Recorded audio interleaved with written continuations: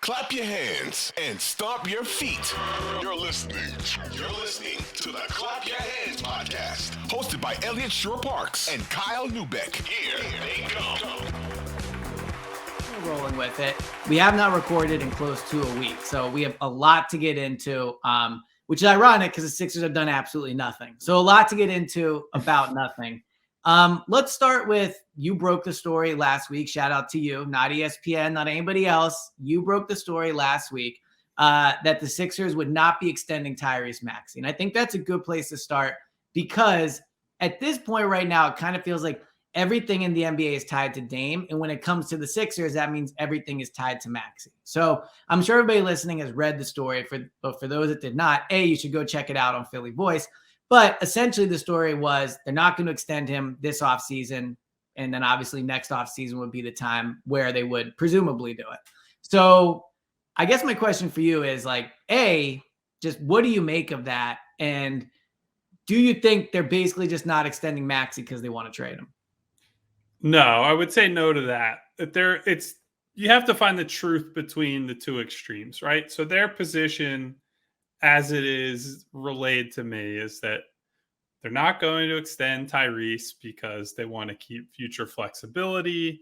It impacts their potential ability to sign a big-time max free agent next summer because, one of the big consequences in a positive way of Harden opting in is that, either let's say he stays with the team for whatever reason, which we'll get to all his situations in a little bit. But let's say he either stays with the team or you trade him, and most, if not all, of the stuff you get back are expiring contracts, expiring players. If you have all that, plus Tobias Harris is expiring, coming off the books at the same time, you then go into free agency, and it's kind of a clean slate. And you can say, hey, we have Joel Embiid, just won an MVP a year before. We don't know what's going to happen this year. I'd say it's very unlikely he wins MVP again based on the playoff stuff. But you have a guy who's been a constant MVP contender. You have an ascending player in Maxey who will still be on his cheap contract up to that point. And then you have room for, there's that second co-star type guy. You can convince him to come to Philadelphia.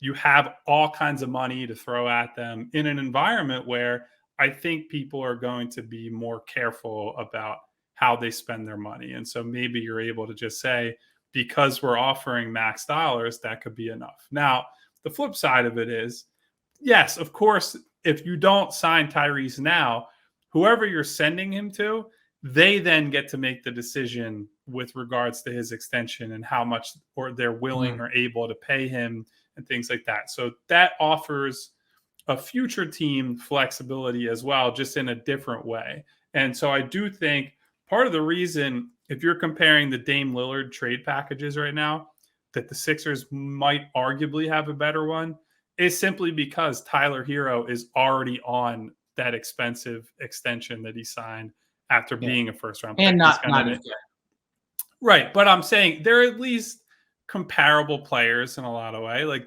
offense-first guys that don't bring much to the table on defense, that Hero is making a lot more money. Ergo, Maxey at this point is a lot more valuable as a trade chip. So I think there are a bunch of factors to consider. I will also say, and I've said it multiple times, my friend Jake Fisher over at Yahoo has reported the same. It's come out in all kinds of places that they're not really even considering Tyrese Maxey trades right now. And part of that is, yes, they value him a ton. They think he's a great future core piece, all that good stuff. Also, I think the big name on the market, Dame Lillard, they know, not with absolute certainty, but with pretty close certainty, that they're probably not going to get him, right? And so if the big name on the market who's gettable, you don't think you're getting him, there's no reason to float Maxey in that kind of trade offer, because all you're really doing is pissing off potentially him and or his agent and the people around him for basically no upside, no return. And so I think it's a combination of all those reasons that they're at where they're at with Maxey. So A lot to take from that. I do think there's an interesting discussion to be had that I want to have with you about how Tyrese feels about this, like whether or not I think there's a positive and a negative for him. But outside of that, I think a lot of Sixers fans hear that the team is unwilling to trade Tyrese Maxey and view it as strictly a negotiating ploy, and don't think for 1 second that if Lillard, let's say Miami's not going to happen, he goes, all right, you know what? I'll go to Philadelphia. That for 1 second, the Sixers would not do that deal. Now, we've talked on this pod, and I don't know if I want to go as far as this, but of how much they seem to value Tyrese and how I genuinely do believe Daryl Morey, and I think the only time Nick Nurse talked publicly, they seem to genuinely have a ton of excitement about Tyrese as a player. But even I have a hard time sitting here and going, you're not going to trade him for Dame Lillard. So while I agree with your point that part of the reason they can say that now is because they don't think they're getting Dame. So what's the benefit of doing it? What I'll ask you is, do you believe that if Daryl Morey was sitting in his chair, the Blazers call, they're like, Dame is willing to come to Philly. He's excited about coming to Philly. You're trading us Tyrese plus whatever to make it happen. Do you actually think the Sixers would say no? I don't know if they would say no. To your point, I think that they'd be a lot more open to entertaining that sort of idea. And that's what it all comes down to. Like, Dame he might not have the power that Bradley Beal did with the no trade clause and all that. And Yeah, I know that Portland's talking up saying, we're going to do what's best for the franchise and this and that. But yes, there is external pressure on them to humor Dame and humor the people around him, quite frankly, to send him where he wants to go. And so Dame having communicated, hey, I want Miami, and saying pretty firmly, this is not like, hey, Miami's on a short list. This is, I want to be a member of the Heat, is right. What it seems like is being communicated by him, by his agent, and his family and the people around him.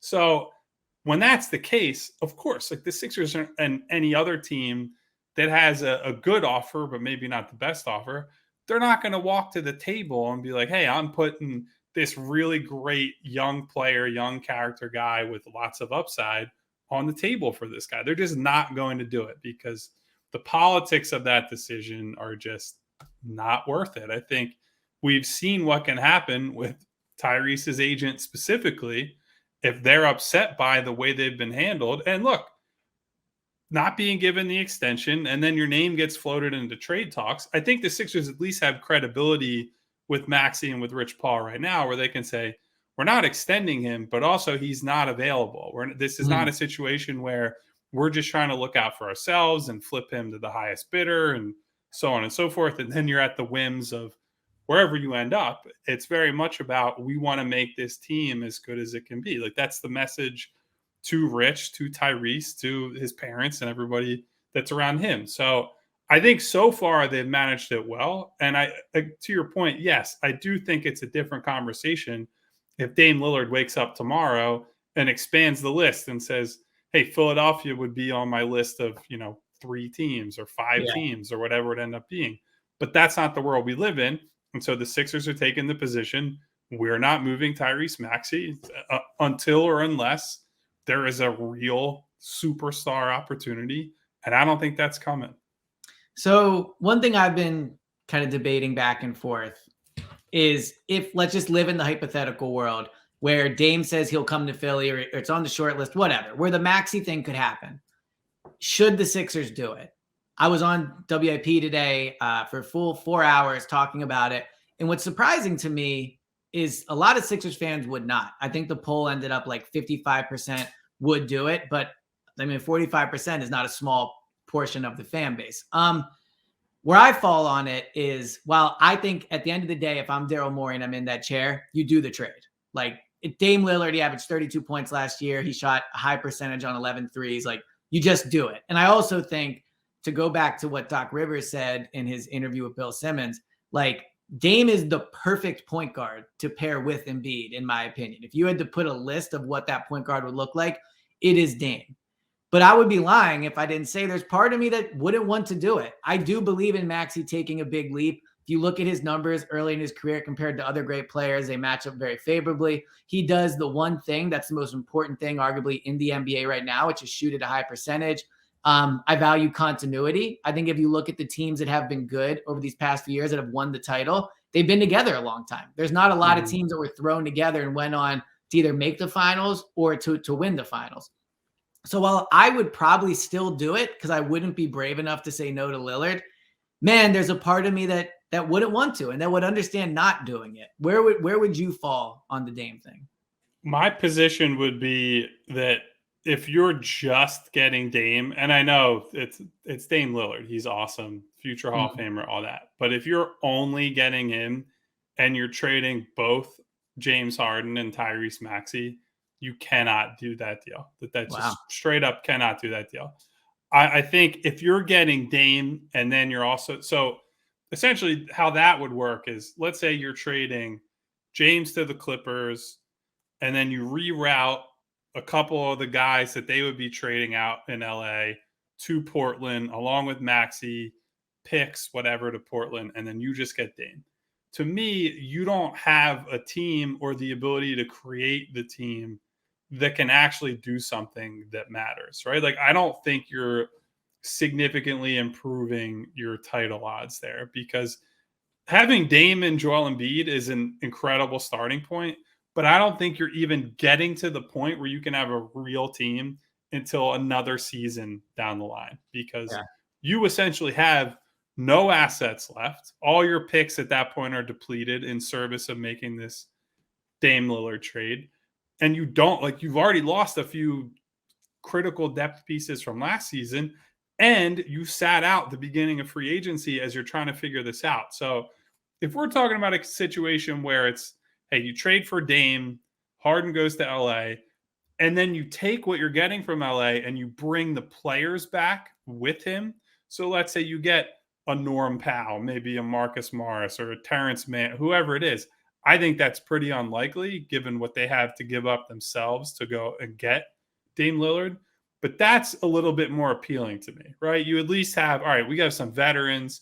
We have some guys that can start alongside these guys, and we might be able to go make a run for a title.